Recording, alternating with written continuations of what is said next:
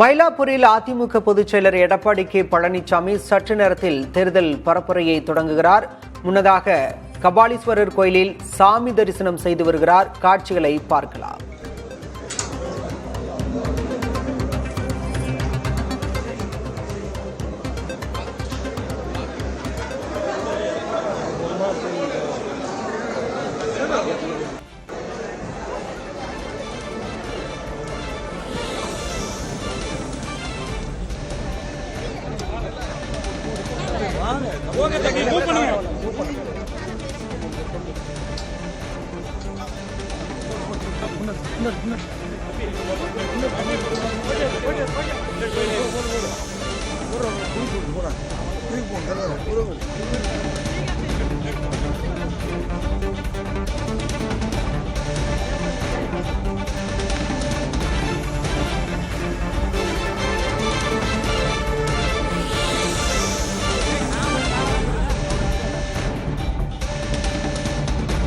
சட்டமன்ற தேர்தல் பரப்புரையை தொடங்குவதற்கு முன்பாக அதிமுக பொதுச் செயலர் எடப்பாடி பழனிசாமி மயிலாப்பூர் கபாலீஸ்வரர் கோயிலில் வழிபாடு செய்து வருகிறார்.